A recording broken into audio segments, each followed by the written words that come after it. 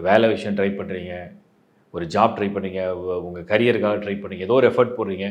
மே மந்தில் அப்படியே இந்த மிட்டு லைக் 14th 15த்லாம் ஒரு நல்ல ஸ்டேட்டஸில் அப்படியே நல்லா வருது. ஏன்னா உங்களுக்கு லாபஸ்தானத்தையும் குரு சுக்கிரன் சேர்க்க நல்லா வருது. பாசிட்டிவாக இருக்குது.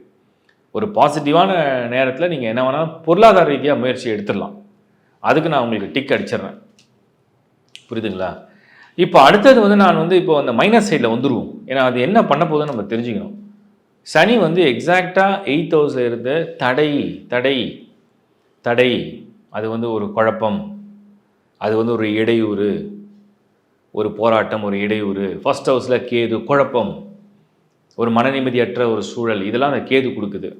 இந்த பக்கம் ராகு 7ல் எதிர்ப்பு, எதிர்ப்பு தடை குழப்பம், எதிர்ப்பு தடை குழப்பம், இந்த 3 தான். அதை கடந்து மற்ற கோள்கள்லாம் நல்ல இடத்த நகர்ந்துட்டு இருக்கு.